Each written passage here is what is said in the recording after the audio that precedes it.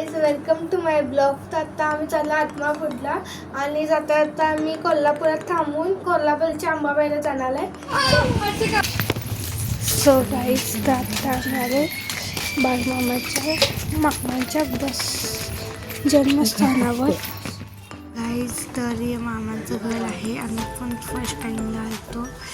आमचं थटल्याला जायचं पण आता फायनली आम्ही आलतो. मग इथं त्यांचं मंदिराचा फोटो त्या नव्हता. त्या घराचा दरवाजा ते खूप चांगलं होतं आणि बाहेरनं पण भारी खूप भारी दिसत होतं घर. जे मामा इथं सगळीकडे.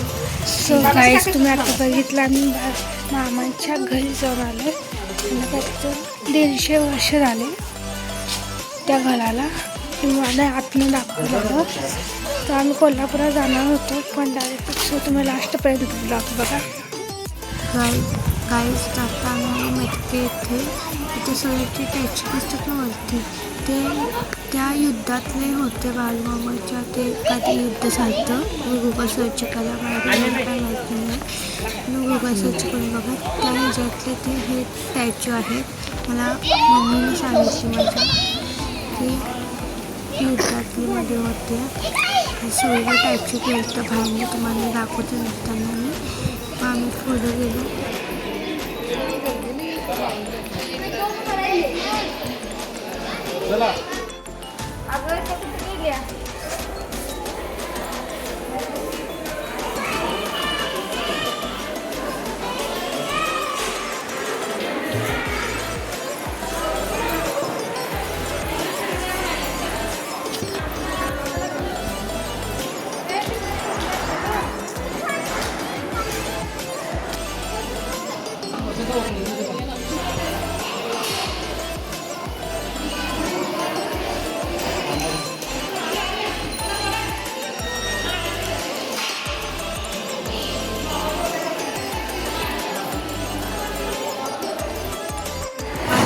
सगळ्यांनी डोकं टेकवलं. मी पण डोकं टेकवलं.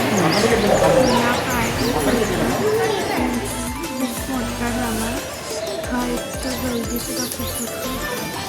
इथं दत्ताचं मंदिर पण. आज सगळ्यांची मूर्ती पण होती. सगळ्यांकडे पायात पडलो आणि इकडं आलो. मग इथं काय काय ना असे जे पैसे असतात ते मागायचे असतात. त्यांना नवसाचं असते. मग तिथं त्यांनी उभा करतात पण मी उभा करायची स्टार्ट केलं पण नाही उभारलं ते. आणि बघा सगळे टॅच्यू आहेत. अगं युद्धात ते टॅच्यू ते होते आणि आत खूप आवाज जात होता. खूप आवाज साऊंड पण होते आवाजाचा. आणि खाली तुम्हाला दाखवायला म्हटलं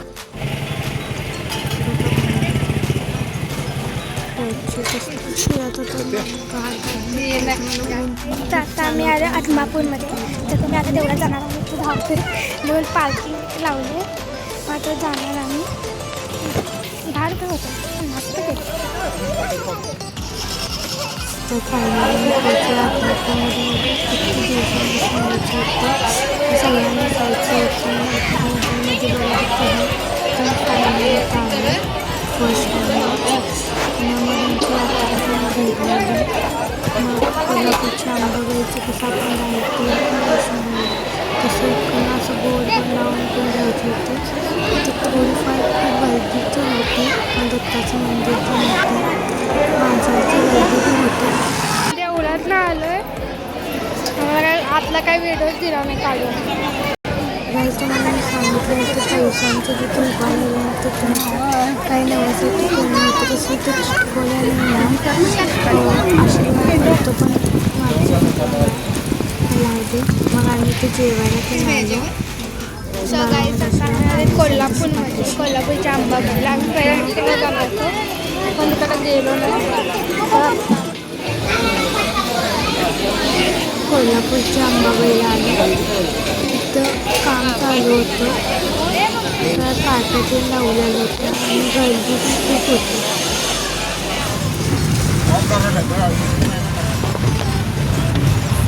मग जाताना घरी इतका जोरात पाऊस पडायला विचारू नका. सांगलीचा पाऊस पडला.